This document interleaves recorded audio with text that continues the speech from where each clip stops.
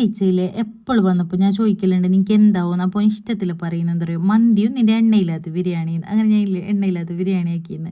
അതിനായിട്ടില്ല basmati rice first വെള്ളത്തിലിട്ട് വെച്ചിനെ. എന്നിട്ട് ഒരു മിക്സിക്കിൽ കുറച്ച് തേങ്ങ, കുറച്ച് ഏറണ്ടിപ്പരിപ്പും, പിന്നെ ഞാൻ യോഗ ഇട്ടിട്ടിനെ നിങ്ങൾ തൈരായെങ്കിലും മതിയാവുക. എന്നിട്ടൊന്ന് മിക്സിയിൽ അടിച്ചിട്ടില്ലേ നല്ല പാങ്ങലടിച്ചോ. എന്നിട്ട് കുറച്ച് മഞ്ഞൾപ്പൊടി, കുറച്ച് ഗരം മസാല, കുറച്ച് മല്ലിപ്പൊടി ഇട്ടിട്ടില്ലേ, പിന്നെ ഉപ്പ്.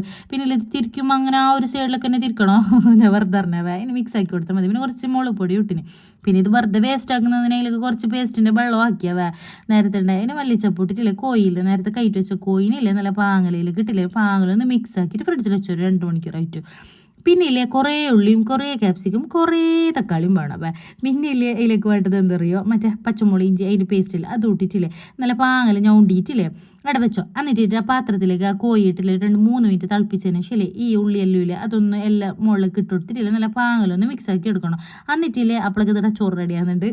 പിന്നെ ഇത് തിളക്കുന്നതന്നെ ഉണ്ട്. അപ്പോൾ ഇതിനിടയ്ക്ക് ഞാൻ വിചാരിച്ച് കുറച്ച് കച്ചമ്പറാക്കാന്ന് ബിരിയാണിക്ക്. പിന്നെ കച്ചമ്പറാക്കണ്ടേ ഇതാകില്ല 10 മിനിറ്റ് തിളച്ചാൽ മതി ഫസ്റ്റ് ചിക്കന്. എന്നിട്ട് ഇത് പകുതി വേവ് റൈസില്ല അത് അതിൻ്റെ മുകളിലേക്ക് ഇട്ട് കൊടുത്തിട്ട് മല്ലിച്ചപ്പ് ഇട്ടിട്ടില്ലേ ഫോയിലിംഗ് ഷീറ്റിൽ മൂടി വെച്ചിട്ടില്ലേ ഒരു നല്ല തീയാക്കിയിട്ടില്ലേ 30 മിനിറ്റ് വെച്ചോ നിങ്ങൾ അങ്ങനെ. പിന്നെ നിങ്ങൾ വിചാരിക്കേണ്ട എണ്ണയില്ലാത്തതുകൊണ്ട് പാങ്ങില്ല അങ്ങനെ എന്ത് വിചാരിക്കേണ്ട, നല്ല ടേസ്റ്റ് ഉണ്ട്. നിങ്ങൾ ആരും ട്രൈ ആക്കിയിട്ട് നോക്കിയിട്ടാങ്കിൽ മസ്റ്റായിട്ട് ട്രൈ ആക്കിയിട്ട് നോക്കേണ്ട ഐറ്റം തന്നെ